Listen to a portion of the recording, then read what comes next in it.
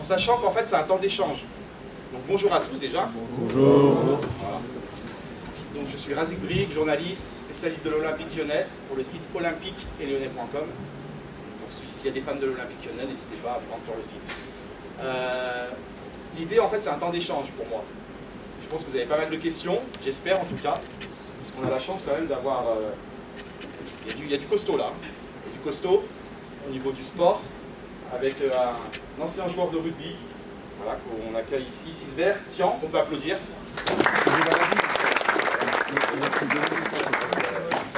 Et justement, ce qu'on va faire, c'est qu'il va se présenter, nous raconter un peu son parcours, justement, d'ancien joueur de rugby.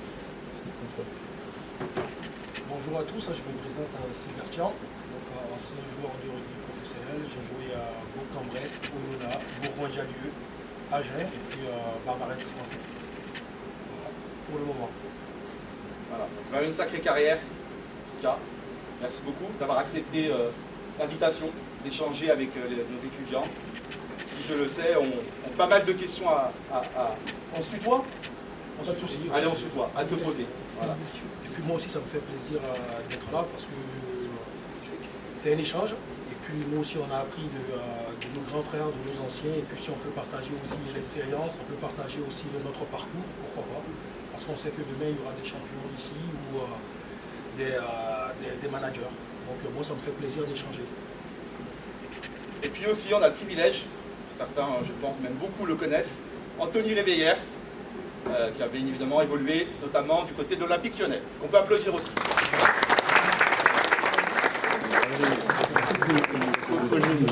Même question, si tu peux un peu te présenter, Anthony, même si je sais que le CV est assez long, et notamment au niveau des titres de champion de France, du palmarès. Bonjour à tous. Donc moi j'ai été joueur professionnel donc, pendant 17 ans. J'ai joué à Rennes, au Stade Rennais, j'ai joué à Valence, j'ai fait 10 ans à l'Olympique Lyonnais, et puis j'ai terminé à Naples et à Sunderland en Angleterre. Et puis oui, j'ai eu quelques titres, notamment à Lyon pendant les belles années lyonnaises. Moi j'ai gagné avec l'équipe 5 titres de Coupe de France. Et c'était, on va dire, la belle époque où on alliait du beau jeu avec des victoires, des titres. C'est un peu plus compliqué à l'heure d'aujourd'hui, mais on espère qu'ils sont sur la bonne voie. Merci, merci beaucoup. Voilà, vraiment, encore une fois, on a vraiment de la chance aujourd'hui. Donc l'idée de cette conférence, justement, c'est la reconversion. Donc comment on prépare l'après-carrière. Donc première question, justement, lorsqu'on est en activité, messieurs, est-ce qu'on pense à l'après-carrière ou pas du tout? Parce qu'on est tellement plongé dans l'actualité, l'enchaînement des matchs, la compétition, qu'on n'a pas le temps d'y penser. Super. Oui, c'est vrai que pendant toute la carrière, moi je prends mon cas personnel, je n'y pensais pas. Parce qu'on pense qu'on est toujours jeune. On court vite, il y a pas mal de supporters, pas mal de personnes autour de nous, donc on ne pense pas vraiment à l'après-sport. Donc c'est quand on se retrouve en fin de carrière que toutes les difficultés surgissent. Parce qu'on est chouchouté, on passe partout, on est invité.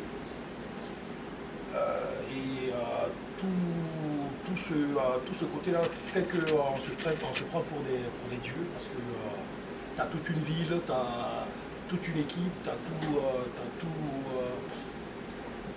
je ne sais pas comment vous dire ça, mais tu as toutes les personnes et tout l'environnement qui, si on n'est pas sérieux, qui ne nous sert pas. Parce que eux aussi ils nous prennent pour des dieux parce qu'on nous passe à la télé.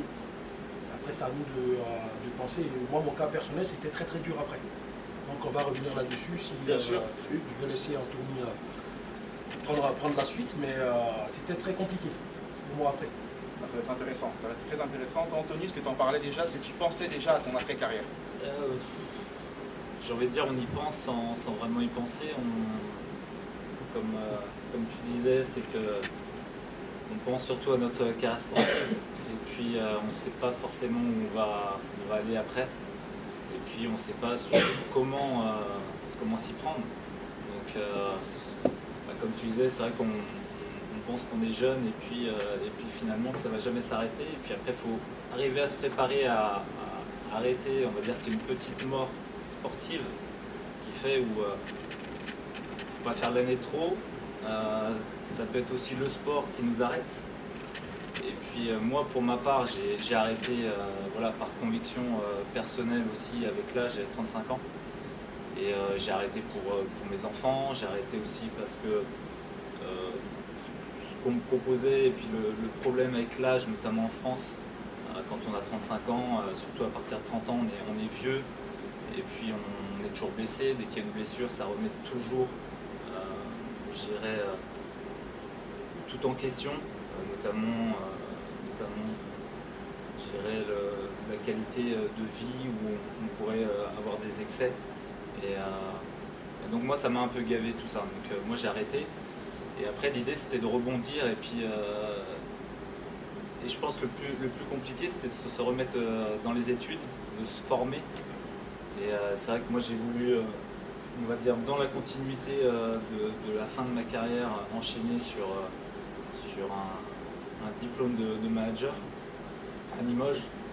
Et pendant 2 ans, j'ai pas pu parce que on va dire, les inscriptions étaient fermées. Et j'ai commencé, moi j'ai arrêté ma carrière en 2015 et j'ai commencé ma formation en 2017.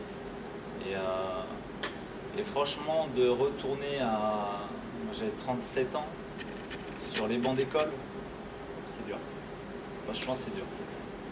Se remettre dans les études, faire des PowerPoint, des trucs comme ça, des trucs où on n'est pas forcément à l'aise. Mais après, c'est quelque chose où, de par notre vécu, parce qu'on a vraiment un vécu en tant que sportif, et en parallèle ce diplôme de manager où moi c'était pour être plus directeur sportif que manager général des clubs. J'avais mes convictions en tant que joueur, du fait d'échanger avec différents directeurs sportifs où moi j'appréhendais un peu ce poste, c'est-à-dire que je le voulais à ma façon, dont je voulais le façonner. Et après, ces études de management m'ont permis aussi d'être un meilleur communicant avec les autres.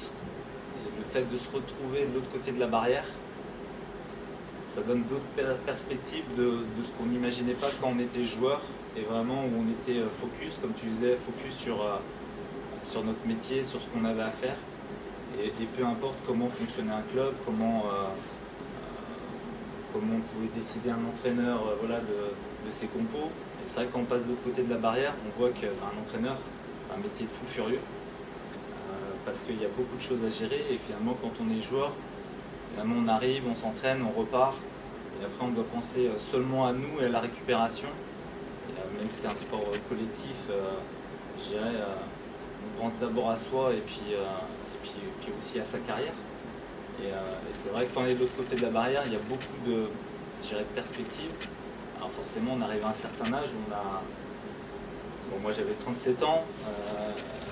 Je suis père de 3 enfants, donc on a de la maturité aussi, on a une autre vision sur la vie, et puis par rapport quand on est jeune, et sur ce qu'on veut aussi mettre en place. Donc c'est pas évident, on n'est jamais préparé, et avec du recul, je pense qu'on aurait dû faire différemment.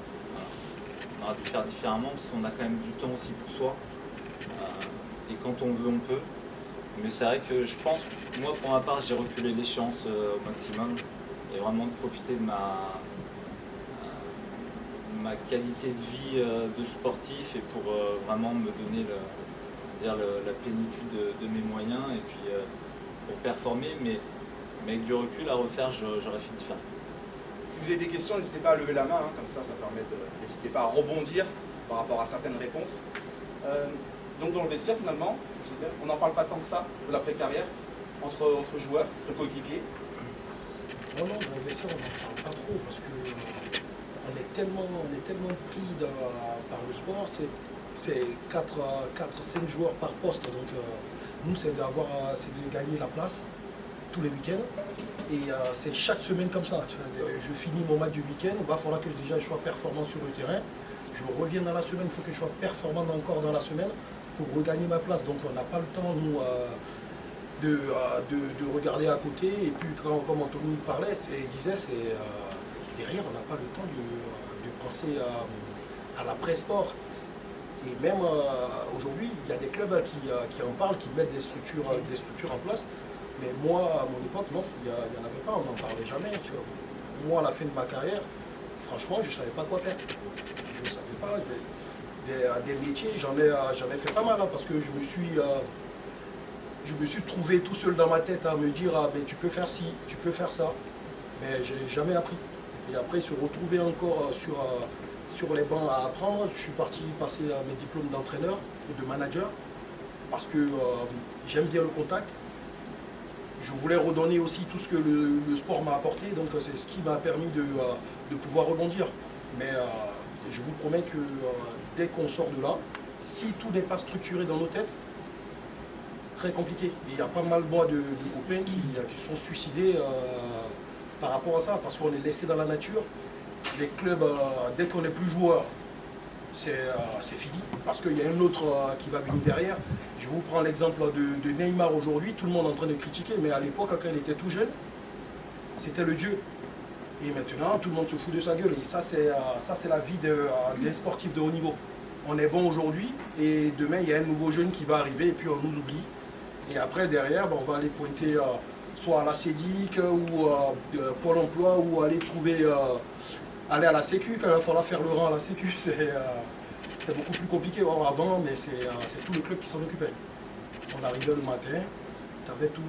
Pour trouver l'appartement, c'est le club qui trouvait, la maison, les écoles des enfants, donc tout était bien structuré. Et quand tu sors de là, on passe un coup de fil, il n'y a pas tout le monde. Ceux qui nous encensaient avant. Donc c'est pour ça que c'est bien de préparer, peu importe ce qu'on fait, où on est, c'est de pouvoir déjà réfléchir à ce qu'on veut faire. Après moi, la difficulté où j'échange souvent avec quelques structures, c'est que c'est vrai, des fois il y a les jeunes, on passe des diplômes pendant qu'on est joueur, mais le monde avance tellement très vite que même avec ces diplômes-là, quand je sors de là, je suis encore perdu. Parce que ça évolue. On n'a pas le temps de se recycler. Et puis après, on est en France aussi où on te dit, t'as pas d'expérience. Et donc on ne donne jamais la chance à ceux qui sortent du travail. Donc c'est très compliqué en tant que sportif. Bon, mon expérience aujourd'hui, c'est pas mal, mais avant c'était sportif de haut niveau. Mais aller faire quoi comme boulot quand je suis sportif de haut niveau? Parce que le sport avant c'était du loisir. Aujourd'hui ça commence à être de la compétence. Heureusement d'ailleurs. Sinon il y a beaucoup de joueurs qui se sont retrouvés en difficulté. Et pourtant, messieurs, vous rencontrez durant votre carrière de nombreuses personnalités, des chefs d'entreprise, des hommes politiques, et vous n'arrivez pas à créer un réseau avec ces gens-là? Pourquoi? Pour quelle raison? Non, c'est une bonne question. Comme on parlait tout à l'heure, il faut faire du réseau, ça c'est sûr. Faire du réseau, il faut être ouvert pour faire du réseau.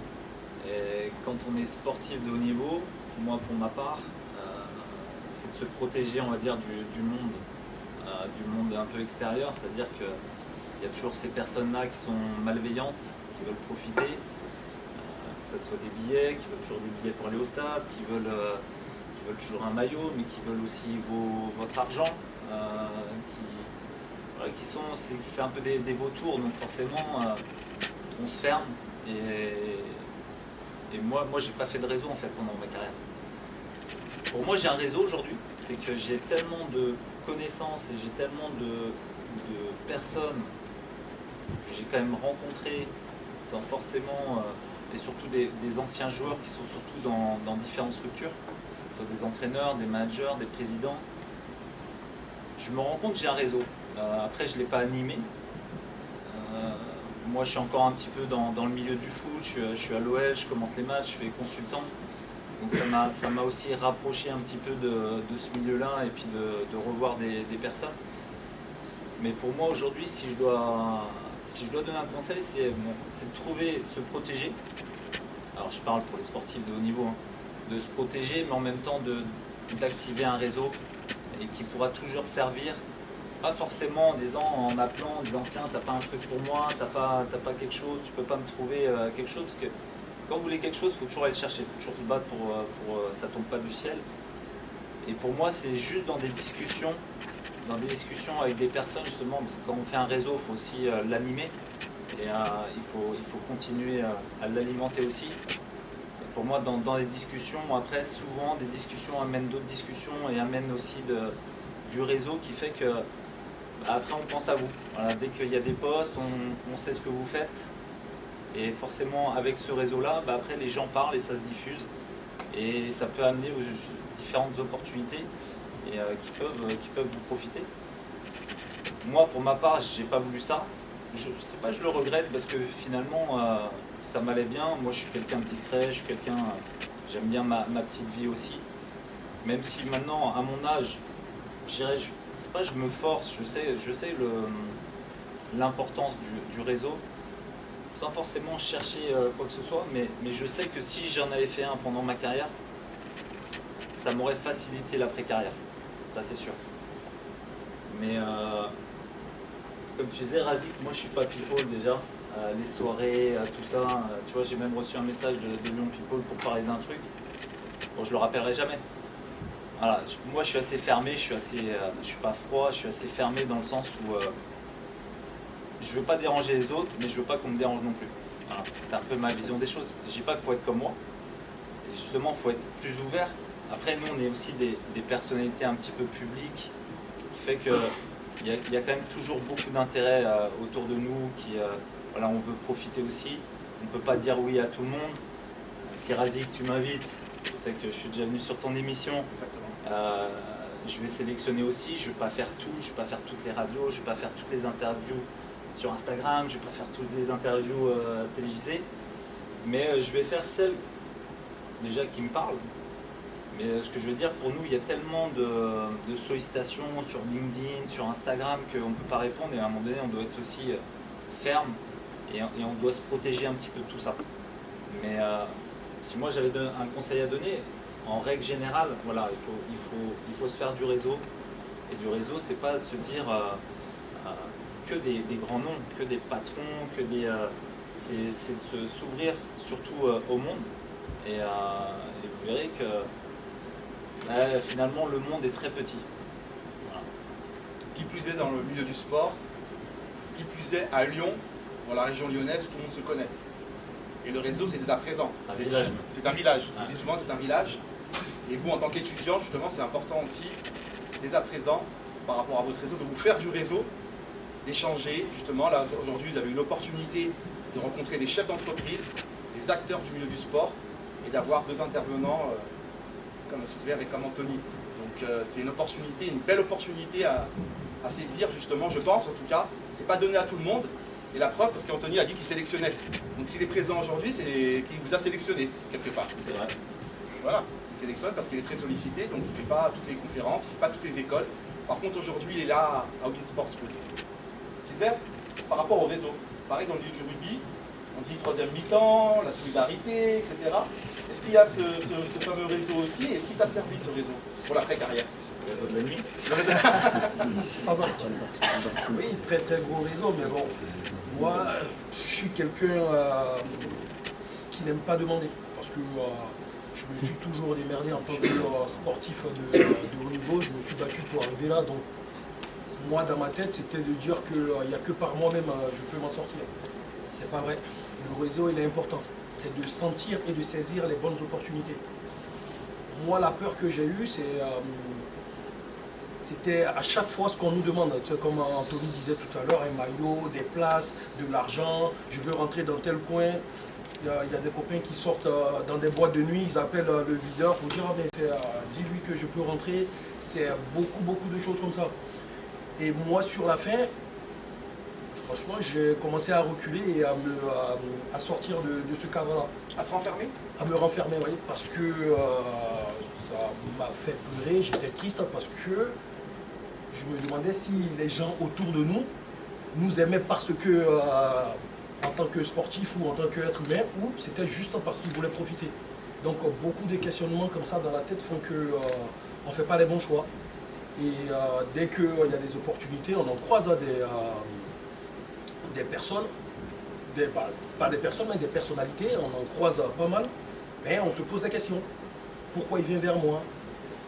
dès qu'on nous demande un service, ben non, c'est toujours la même chose. Donc on met tout le monde dans le même panier.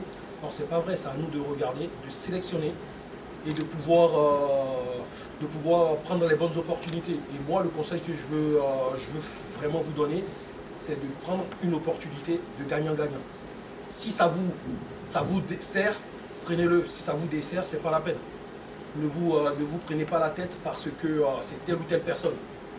D'abord vous, avant de pouvoir donner un retour. Est-ce qu'il y a des questions? Ce serait bien peut-être de prendre vos questions un petit peu là. Pas de questions, non? Personne? Bon, Charles, on va voir. Ah, il y a une question, super. Ça rappelle un peu avant cette discussion, Anthony a parlé, Anthony avait ses idées de choix de devenir directeur sportif. Vous voulez savoir en fait c'est quoi ces idées principalement privilégiées. Ma vision? Ouais, ta vision. Moi, en fait, quand j'ai fini mon diplôme de manager, j'ai enchaîné directement sur le poste directeur sportif, donc anciennement MDA à Chasselet, qui est Gaulle FC. Et en fait, je suis venu avec mes idées, c'est-à-dire mes idées, elles sont toutes simples, c'est que j'ai pris tout mon vécu de joueur et je voulais en fait avoir un lien assez fort avec les joueurs en règle générale, l'effectif, et puis surtout c'est un milieu un peu fourbe où je voulais un peu mettre plus d'honnêteté, plus de plus de relationnel aussi, plus de communication et vraiment un esprit de confiance en fait entre moi et tous les intervenants, mais surtout tous les joueurs de l'effectif, les staffs, et pour bien collaborer ensemble. Moi, tout ce que j'ai vécu pendant ma carrière, c'était des relations assez froides entre les directeurs sportifs et les joueurs. C'est-à-dire que j'ai jamais eu vraiment de relation avec mon directeur sportif, hormis signer mon contrat, me réprimander parce que j'ai joué à la PlayStation un soir un peu trop tard. Voilà, ça c'est mes souvenirs. C'est-à-dire aucun lien. Et pour moi aujourd'hui, ma vision des choses, un directeur sportif, c'est que moi je suis assez carré, je suis assez dans le détail et tout, peut-être par mon professionnalisme, mais il doit avoir un vrai lien, c'est-à-dire que moi je veux d'abord connaître l'homme avant le joueur. Et si je connais l'homme avant le joueur, je sais à qui j'ai affaire, je sais le caractère, je connais son passé, c'est-à-dire son passé c'est oui, il est là, il a 23 ans, 25 ans, mais je sais ce qu'il a fait depuis qu'il a commencé le foot. Je sais ce qu'il aime, s'il a des frères et sœurs, s'il est marié, s'il est bien installé. Et pour moi, quand je recrute un joueur, on parle de National 2, hein, on parle de 4e division, hein, donc avec très peu de moyens. Moi, j'allais le chercher à la gare, je faisais en sorte qu'il soit installé, trouver un appartement rapidement, qu'il soit bien en face, c'est-à-dire qui s'acclimate le plus rapidement possible pour qu'il donne justement la plénitude de ses moyens pour le club, pour ses partenaires, pour l'entraîneur. Et moi, je suis le garant. Pour moi, je dois être le garant de tout ça. C'est beaucoup de travail. Et la finalité, qu'est-ce que j'ai fait sur mon passage? J'ai fait 2 ans, 2 saisons. J'étais plus un psychologue qu'un directeur sportif. Si je dois résumer, hein, mon rôle de directeur sportif à Gaulle FC, c'est-à-dire que je parlais avec les mecs, ma porte elle était ouverte, les mecs venaient me parler souvent parce qu'ils ne jouaient pas, souvent parce qu'ils étaient mécontents, parce qu'ils voulaient partir. Et pour moi, ils baissaient souvent les bras assez rapidement à ce niveau-là, parce que pour moi, c'est des bons joueurs qui n'ont pas su passer à l'instant T cette marche pour jouer un peu plus haut d'un point de vue mental. Parce que maintenant les jeunes sont pressés, ils veulent aller vite, ils veulent réaliser leurs rêves Peut-être qu'ils ne prennent pas suffisamment conscience aussi de leur qualité et finalement que la Nationale 2 est peut-être leur niveau. Et souvent, ouais, j'étais un peu l'épaule pour remonter un peu le moral, pour faire prendre conscience aussi un petit peu de leur football, de les recadrer aussi surtout. Et finalement, c'est un rôle qui m'a plu. Pourquoi? Parce que il y avait une vraie relation. Et les relations, je dirais amicales, bah, on apprend à se connaître. Finalement, bah, c'est plus on communique, plus on apprend à se connaître, à se faire confiance. Et puis finalement, et ça revient à ce que je disais tout à l'heure, si on est honnête, on se dit les choses. C'est-à-dire si t'as pas été bon ou si t'es pas bon, je veux dire que t'es pas bon. Mais je sais que tu as les qualités et par contre je peux t'aider à progresser.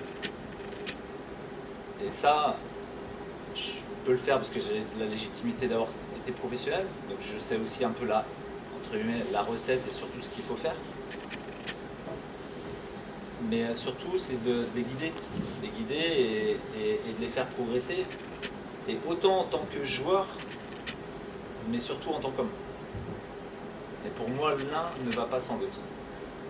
Donc pour moi, c'est ce que j'ai mis, et ça a plutôt bien marché. Sur moi, ce que j'ai vu sur les résultats, ça a marché parce que bah, déjà, j'ai pu faire ce que je voulais faire. J'ai pu mettre en place ce que j'avais envie de faire. Et j'ai rien inventé en fait. Mais j'ai mis du lien, j'ai mis de l'humain, voilà, tout simplement. Et je pense que les relations, dans tout, hein, je pense qu'on se rejoindra, mais dans tout, et pour moi c'est de l'humain, c'est de la confiance, et finalement quand on donne de la confiance, la personne a envie de vous le rendre. Et finalement on s'épaule, parce qu'on sait qu'on peut venir parler à certaines personnes, dire des choses, même des fois un peu plus intimes.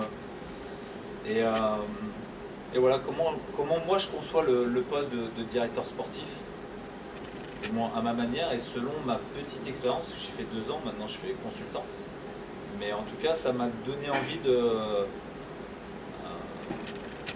ça a confirmé ce que je pensais de ce poste et ce que je pouvais mettre en place, et surtout ça me donne envie de reprendre un projet par la suite si ça se présente.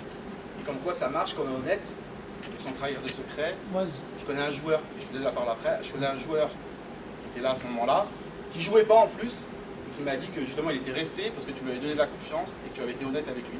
Donc en quoi ça marche quand on est honnête, et qu'on fait justement ce fameux lien client. Je te dirai le nom après. Enzo. moi j'ai justement une question par rapport à ça.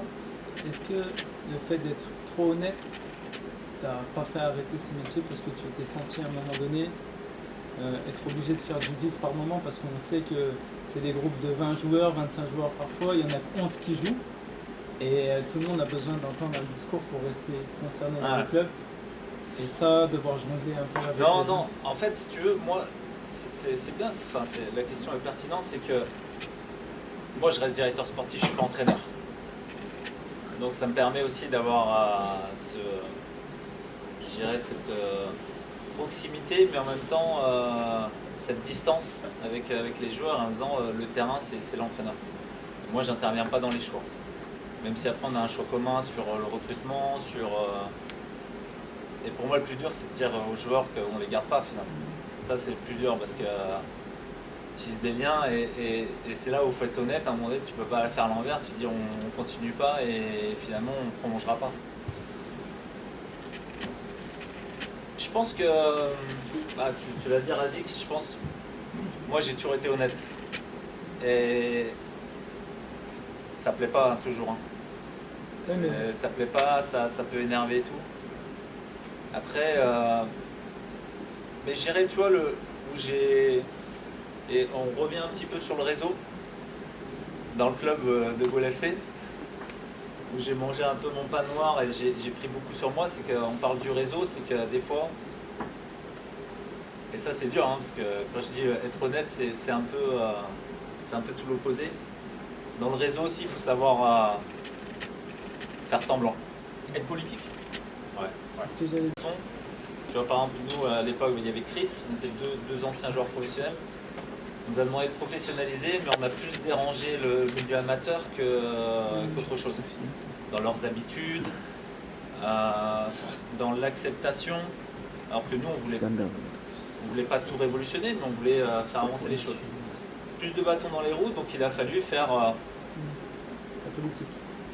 être honnête, dire des choses. Quand tu vois que c'est un peu compliqué, faut savoir faire un peu de la politique. Avec des gens que t'aimes pas, tu souris, tu fais semblant. Mais en tout cas, sur la partie joueur, et moi, c'est un truc où je suis sensible, c'est que vu que je suis ancien joueur, c'était plus d'être honnête. Et là, il n'y a pas de politique. Après, sur toutes les personnes qui peuvent travailler avec toi et tout, et puis tout le réseau, tous les partenaires, on va pas se mentir, on s'entend pas tous avec tout le monde. Il y a aussi du business, il y a aussi des représentations, comme vous pouvez le faire en tant que joueur auprès des partenaires, où ça vous fait pas forcément sourire, je l'ai déjà vécu.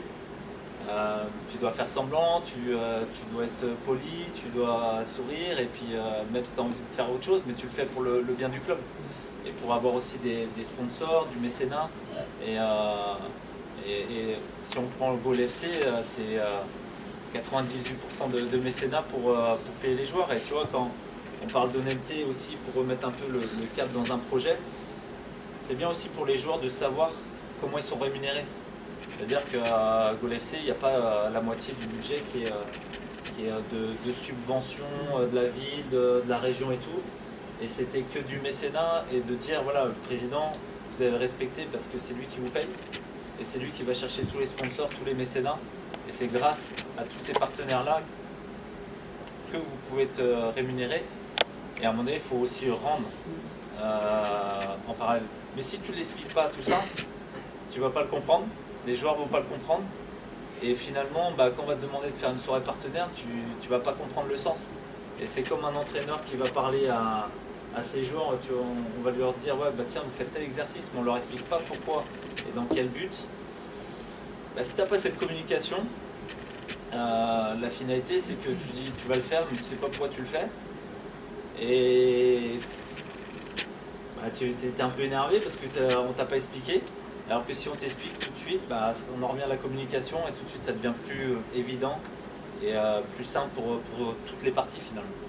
Et voilà. C'est vrai, tu as raison. En plus, tu es obligé de politiser un peu parce que sinon on te taxe de suite de rebelle. Et tu es un peu l'homme à abattre parce que tu viens déranger un peu tout ce qu'ils ont mis autour. Chez les pros, il y en a beaucoup, mais chez les amateurs aussi. Donc c'est de pouvoir trouver les bons mots et les bonnes opportunités pour que le club avance. Et comme Anthony est en train de dire, c'est lui en tant que directeur sportif, il est au contact et en même temps très éloigné. Donc c'est à lui de fédérer, c'est à lui de trouver tout ce qu'il faut pour que le club puisse avancer. Lui il est dans une posture de club entier. Or il y a les entraîneurs, ils sont dans la posture de je suis entraîneur, je suis au contact directement des joueurs. C'est pour ça que c'est un peu plus difficile pour les entraîneurs de pouvoir trouver des bonnes formules. Parce qu'un joueur mécontent, les dirigeants pas contents, les supporters, des résultats. Donc ils sont au cœur, le directeur, lui, c'est de bien chapeauter, que le club vraiment en lui-même il fonctionne. Donc c'est un peu plus compliqué. Donc tu es obligé de caresser un peu tout le monde pour que ça rentre un peu dans le cadre, même si on n'aime pas. Moi je sais qu'on me prend toujours pour un rebelle. Parce que, comme j'ai dit tout à l'heure, je me suis battu moi pour être là, je me suis entraîné. Parce que nous avant, le sport, c'était, il fallait s'entraîner, il fallait jouer. Il n'y avait pas tous ces médias autour de nous qui, pour nous faire avancer. Nous, c'était en fonction de nos qualités. Aujourd'hui, je ne dirais pas qu'il y a des mauvais joueurs, mais aujourd'hui, tu fais un très bon match, de suite, ils parlent de toi, tu es le meilleur joueur du monde. Alors, tu as fait juste un match. Et c'est les mêmes qui t'envoient là, qui vont encore dire il n'est pas bon. Donc il y a beaucoup de joueurs qui se suicident, qui perdent un peu les choses parce qu'on les a vite encensés et puis on les a vite redescendus. Nous, on n'avait pas ça, on n'avait pas les réseaux sociaux, on n'avait pas tout, donc c'était de bouche à oreille, comme on dit, tu vois, de ah ben il est bon, et ça avançait comme ça. Par rapport justement, on a dit le fait d'être politique. Est-ce que pour l'après-carrière, gérer l'après-carrière, il faut aussi être politique pour se vendre, pour proposer justement des prestations, pour pouvoir intervenir, pour trouver du travail, pour rebondir, ou pas nécessairement? Pas nécessairement, parce qu'il y a les opportunités qui se créent, mais il y a tout ça qui rentre en ligne de compte. Mais après, ça dépend de comment on perçoit les choses. Par exemple, dans le rugby. Dans le rugby, bah, moi je vais prendre mon cas personnel, comme je suis là, mais, moi des opportunités, j'en avais. Mais comme j'ai dit tout à l'heure, moi j'ai une manière de fonctionner. Je me suis tellement entraîné et battu pour être au haut niveau que le sentiment que j'avais, c'était de me dire que je n'ai pas besoin des gens. Or, on a toujours besoin de quelqu'un d'autre à côté. C'est comme le sport qu'on fait, c'est un sport collectif. Donc individuellement, on peut être très bon, mais j'ai besoin de mon environnement proche, donc mes coéquipiers, j'ai besoin d'un autre environnement, mes entraîneurs, j'ai besoin des dirigeants aussi, parce que c'est eux qui nous payent. Et il y a tout ça qui rentre en ligne de compte. Or moi, je n'ai pas regardé ces aspects-là. Je me suis dit, ouais, comme tu es bon sur le terrain, donc il n'y a que ça. Mais or derrière, ça aurait pu me créer aussi, ou me faciliter les choses, aller beaucoup plus vite, parce que j'avais des bonnes idées, mais de par moi-même. Donc c'était encore beaucoup plus dur parce que des services, on peut en demander. Comme le club, quand il te demande des services, d'aller faire des partenariats. On vient aussi, on va avoir on a des réunions où tu as des sponsors qui sont présents. Donc ils ont aussi besoin de nous. Mais moi, dans l'autre sens, je me suis dit, mais non, eux, ils ont besoin de moi, mais ils auront toujours besoin de moi. Mais c'est pas vrai. Et tout à l'heure, comme j'ai dit, il y a des joueurs qui vont arriver derrière et on t'oublie très vite. Et quand je dis très vite, c'est très très vite. Ça peut aller en un jour, on peut être un joueur normal. Surtout qu'il y a de la concurrence entre vous, forcément pour l'après-carrière. Tout le monde cherche à rebondir, à être consultant sur la chaîne du diffuseur, par exemple pour le rugby Canal+, en l'occurrence. On a tous envie, j'imagine, d'exister, de continuer d'exister, non? Oui, ben toujours. Ben après, ça dépend de comment tu veux exister. C'est ça le truc. Et puis après, nous, dans le milieu, des fois, on se dit, ah ben t'es faillot. Aujourd'hui, j'ai compris que les mecs, c'est pas des faillots. Ils ont su saisir les opportunités. Et il y a des joueurs qui se braquent pour rien. Comme moi, je me suis braqué sur des situations parce que j'estimais que j'avais pas besoin de Pierre-Paul ou Jacques. Et je vais prendre un exemple. Ben, là, Alex, c'était notre préparateur à Bourgoin-Jallieu. Donc là, moi, dans ma quête aussi, parce que je suis consultant, conférencier, formateur, et dans ma quête de prospect, il m'a appelé. Alors ça faisait 10-15 ans, tu vois, on s'était pas vu, et il a vu que je faisais ça, il m'a appelé. Mais moi, j'aurais pas appelé. Et on en a parlé après, tu vois, j'aurais pas appelé, parce que je me dis que je vais me trouver les solutions tout seul, mais c'est pas vrai. C'est pas vrai. On a toujours besoin de l'autre à côté, de pouvoir regarder quelle opportunité saisir. Mais dans pour l'échange aussi. Ouais, l'échange aussi. Ouais. L'échange sur les axes de conférence, sur quoi tu veux aussi évoluer. Non, mais c'est vrai. C'est vrai. Parce que on connaît la même personne. La même personne, oui. Non, mais c'est vrai, c'est bien aussi de pouvoir aussi échanger avec comme d'Alexandre. Ah oui, moi je suis très content parce qu'il a toujours un retour et il est toujours en train de briefer avant de commencer une conférence ou une activité. Alors, moi je suis content d'avoir ces échanges-là parce que, comme je disais, moi j'étais trop renfermé. Même si j'ai l'esprit ouvert, hein. J'aime bien écouter, mais j'aime bien moi toujours donner, mais pas recevoir parce que je me dis je ne veux pas être redevable. Mais on est toujours redevable quelque part. On ne s'en rend pas compte. Pour telle ou telle chose, on est redevable. Mais moi, je pensais que je ne serais jamais redevable, mais c'est pas vrai. Parce que tu as toujours un club qui va te donner un coup de main, tu as toujours l'entraîneur où personne n'a confiance, où personne ne compte sur toi, lui il vient te chercher. Ou le président qui a dit que oui, mais lui, je pense que ça peut faire l'affaire pour le club. On a toujours, et puis là aussi, l'exemple d'Alex où il avait besoin d'une conférence, il a dit, Silver, viens, tu peux le faire. On a toujours besoin. Maintenant, après, c'est dans la bienveillance, et puis c'est de regarder, respecter, et puis comme je dis, de prendre les bonnes opportunités. On ne prend pas tout, mais ce qui est capable de nous servir. Avant